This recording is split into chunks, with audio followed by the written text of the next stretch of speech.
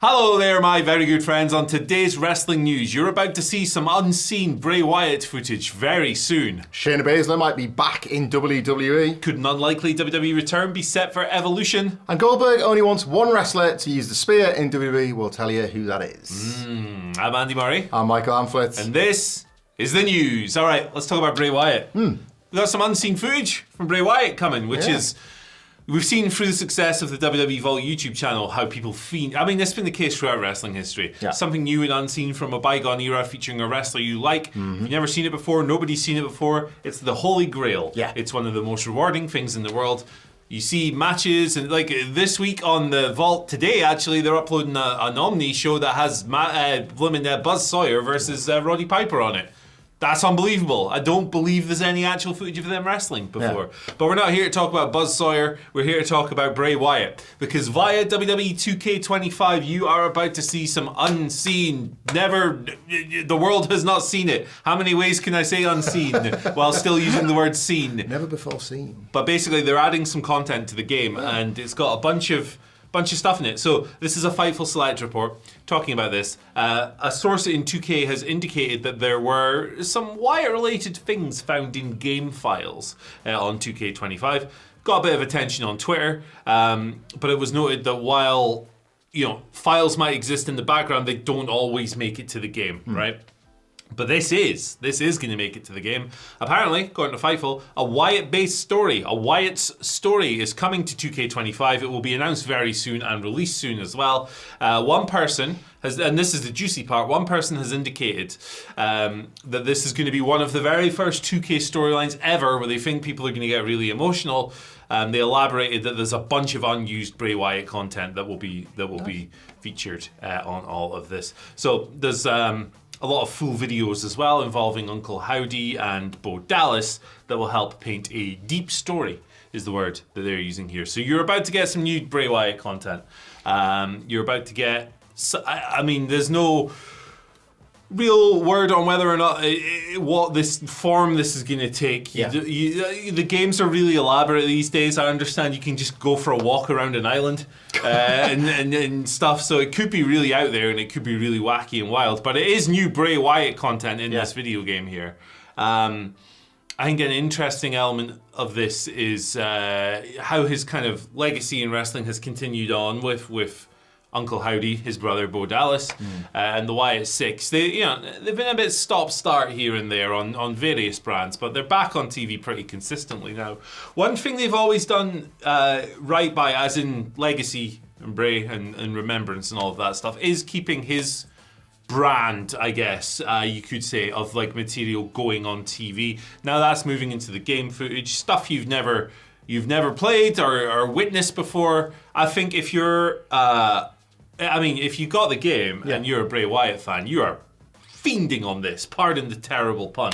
You're all over this, right? No, it's perfect. It's like, I think there's a couple of things here. The fact that obviously now a wrestler's legacy can be preserved forever with something like a YouTube vault or a video game is nice, because previous to that it just would have been the pre-existing tapes and whatever. But the fact that a game allows you to make something new is just a nice, sweet thing. And as you mentioned about the vault, the more old footage that comes out, the more you build even bigger pictures of the things you once loved. You love them even more, all that kind of thing. WWE understand just as like the importance of nostalgia financially as they do the stuff that's being made currently. Yeah. And Bray Wyatt, I think the nostalgia around that character will only grow the more the years pass. The other thing I think this is quite interesting for is that it does potentially open a door that's been threatened to creak open for a few years about the enhanced, as you said, sort of like experimental nature of the video games. I know it's the island of relevancy. It's some sort of Bloodline mode, isn't it, where you just walk about and like unlock. I don't know because I haven't played. We're old. However, I was very fortunate enough to meet indie wrestler Mo Jabari on my travels in Canada earlier this year. Big Mo. Who is a good mate of Bret Hart. And one of Bret Hart's things, per Mo, so it's not my story, it's his, but I believe him, Bret's this kind of guy, is that he says he's seen the development of the video games and with sort of like in league with something along the lines of AI, good AI, if such a thing exists. He wishes he could sit down with someone like a Kurt Angle, who he could never have a match with, and using the video game engine with them two agent in a match, watch it play out. Yeah. this is like a hop, skip and a jump away from that. This gets us closer to like fantasy booking or actual stories that wrestlers that have long retired want to tell that can be fed into the engine and then played through on these games. The Bray Wyatt stuff, how many of the wrestlers must have had stories that were parked or stories that we've heard about in shoot interviews or the hubbub that, never got to do that one. I really wanted to do it. And then the game can just make it happen for you. Like they intersperse it with clips now on the games anyway, so there'll be loads of backstage footage probably they're going to add to it. So it's going to be brand new Bray Wyatt for like his massive fans and his followers and that sort of thing. There's going to be more of this, is what I'm leading to. I think the game will be one of the things that's used. It's like you're going to get New Jack matches for the first time, whereas music's going to play. What's that going to look like in a 2K25 special? And is it going to be natural born K Illas that we probably can't say at this early in the video? Good catch. Yeah, K. Is it going to be that song, Snoop Dogg and Dr. Dre, or is it going to be some Jimmy Hart version? I don't know. I kind of want to hear that. A Def Rebel version. Oh my God. Imagine. It is New Jack. I'm hitting you with a bin. And now a keyboard. He will put you in the bin because he's the bin man. Good that bit in the office when Daryl tries to teach Michael Scott how to sing the blues, and he just keeps going na-na-na-na. It's time for hip hop. And then like yeah, it could be weird. Aboard your mass transit. Here comes New Jack.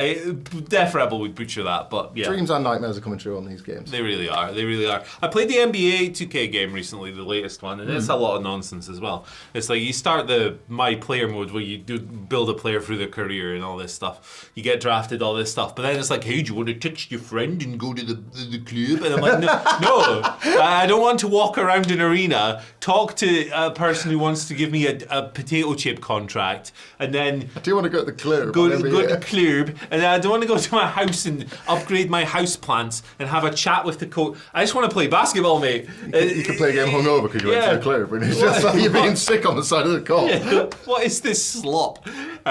So like the NBA one's really bad for that. But wrestling's wacky and wild and full of abundant creative ideas.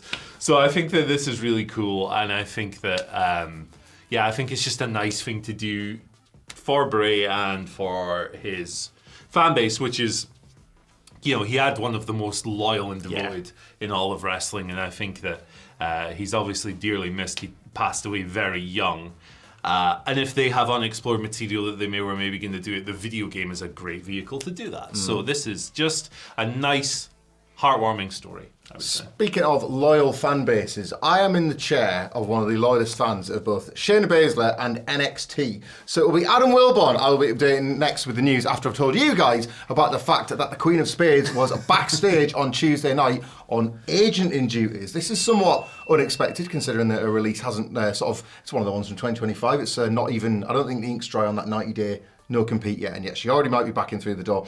This is per Corey Hayes from bodyslam.net, who noted that she was listed as the producer of the, Kalani Jordan versus Laney Reid match. She worked with Oni Lorcan. This was basically sort of weird news in the fact that obviously she got her release, but it was only 11 months after she'd signed a new contract with WWE in 2024. We talk about this all the time. They can sign these contracts and then they can still be cut, and that happened to Shayna Baszler. She had done stuff. She'd worked Bloodsport in Philadelphia in 2024 a natural fit really in the Josh Barnett verse was a Shayna Baszler. So Sensei Barnett. Indeed. So it was thought that she was going to work with the likes of the War Master and his ilk, but maybe this is a route back into WWE where she can still do that as well, a producer role. We have heard stories of the likes of Pete Dunne taking a similar role, like it's still a relatively young wrestler. Yeah. Shayna Baszler, I don't know if I've got her age yet, but she's only 44 years old, so there's still loads of wrestler prime left. However, it behooves wrestlers to obviously look towards things in the future when they have to start winding down, and this is a fairly natural career progression, especially within the WWE system of which she's been a part of since 2017. She came into the Mae Young Classic, so a fairly long tenured wrestler at this point that understands the gears of the system as well. Yeah, the gears of war. Yes. Yes, there you go. That's a video game. Adam Cole's shoulder pads. That's right. He loves it. He loves the games. Interesting one. I saw this aggregated on the Reddit squared circle, and someone wrote Shayna Blazer, which popped me in. Blazed already. Shayna 420 Blazer. which is really funny. The green of space. Yeah. The queen of devil's lettuce. Lucifer's legumes. I don't know. Who knows? Hey, do what you want. Just don't hurt other people. I'm a big fan of Shayna Baszler. I am excited to see her wrestle somewhere cool. WWE system for years and years and years. She was great in NXT, great women's championship reign. I loved that, especially the 2 out of 3 falls match with Kyrie. Yeah. Unbelievable. It was like 10 minutes long. How did you make it so awesome? It didn't make any sense, but it rocked. I loved it. Main roster up and down, more, maybe not utilized as many of us Queen of Spades heads would have enjoyed. Or as extensively and all that stuff. One of the many can't miss that they missed. Around that time. She had her moments for sure. Yeah. Like she definitely had her pushed moments, but not to the same degree. So me personally, I'm looking forward to seeing Shayna Baszler, if she wants to, going to Japan or work in the US Indies or showing up in Deadlock or AEW, whatever, like anywhere. I really like watching Shayna Baszler work.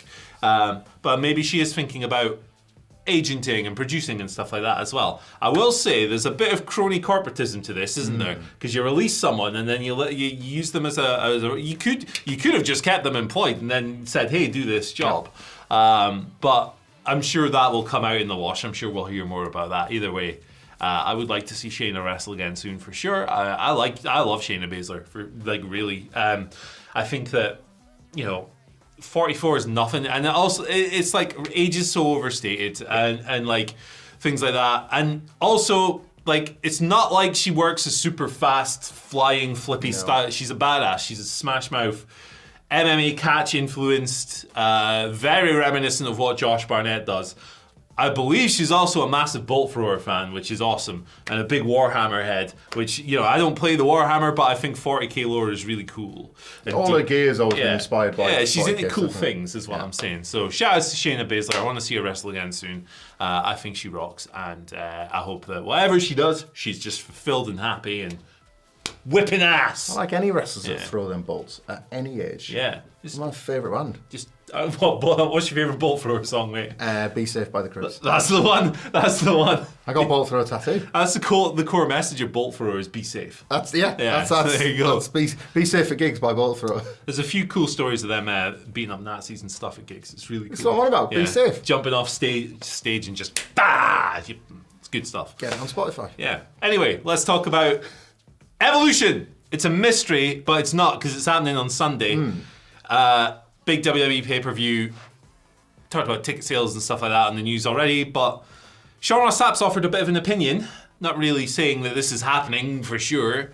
Possibility of Gail Kim showing up at the show. Somebody asked in a Fightful Select Q&A, could she show up? Could Gail Kim be at the show? Gail was recently employed by TNA for many, many years until she was let go by the company.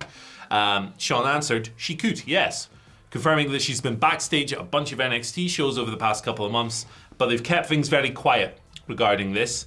Her relationship is apparently much better with this regime of WWE versus the other one, the previous one. Yeah. And to be honest, it couldn't be much worse than the other one. She hated the Fed for years and years and years. And understandably so, because of the way she was booked in her 2 runs there and the nature of her departures and stuff like that. Look, she's one of the best wrestlers of her generation, and that was never reflected on WWE programming. She was always very, very critical of that regime.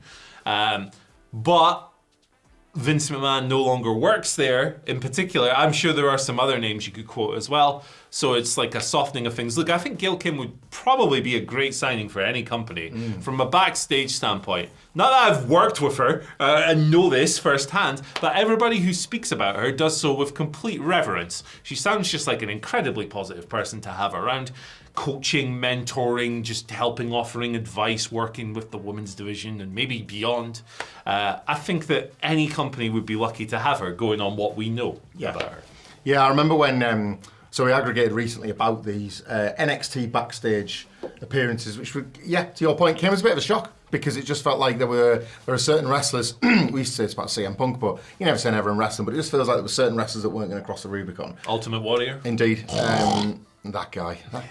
What a... Make the noise. Oh, that's good. That's good. No, I was no stranger to a Warrior snort back in my day. No, Gail Kim, obviously has so much to offer, and it was all the more Seemed all the more possible that she would return to WWE when there was that kind of surprising news about her parting company with TNA.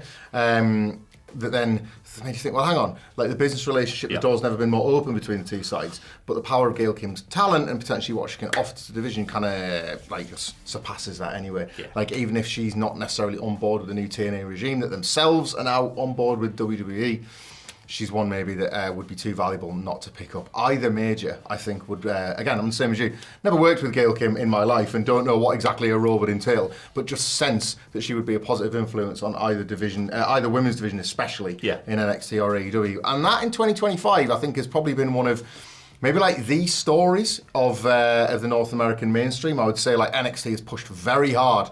It's like best women's division is almost a catchphrase at this point.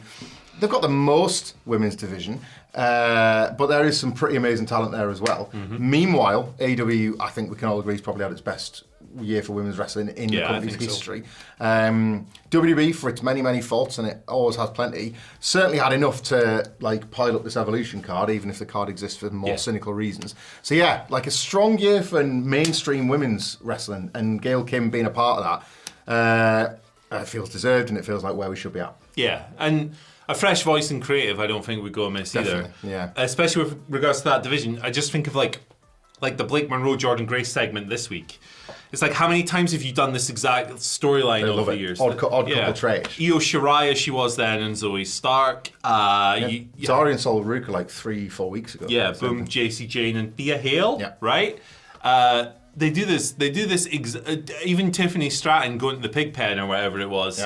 Fallon Henley. Yeah. Fell in the bucket, and that was their call up to the main roster. They do this exact storyline like every 3 months it seems, and like to me that indicates they could probably use a fresh voice in there, and I think Gail Kim would certainly be that. So I think she'd be great. And it's Gail Kim that Goldberg has said is permitted to use the spear when nobody else. Nobody else. The man has spoken. No, it's not Gail Kim. That's how you do a spear. She would also cut through people. She would also be permitted. And I don't think Goldberg could lay Gail Kim's boots. But he has got a right, I suppose, to talk about the spear because it's a move, one of the things that got him incredibly over, and he got it incredibly over at his peak. And he was talking to CBS Sports, and he said he had the conversation with Bron Breakker about how nobody else should use the spear. That backs up words that The Undertaker recently went on record as saying, is that at the moment, Bron Breakkers is so amazing that nobody else in the company should use it, and it's otherwise been quite overused. Goldberg agreed.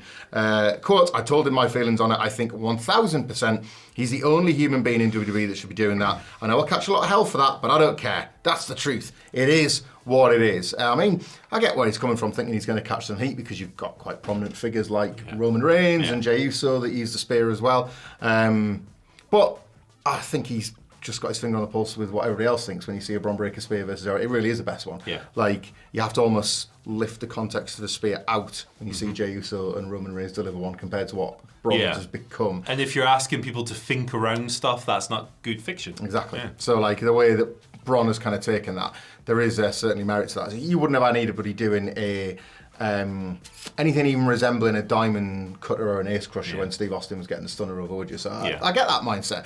Goldberg does go on to add, and here he is, he kind of been bloody raging with everything. Of course, he's facing Gunther this weekend. He's from Yorkshire. Let's talk about the reason why everyone started doing the spear in the WWE. It doesn't take rocket science to figure it out. Let's be perfectly honest. They did it to make mine look bad.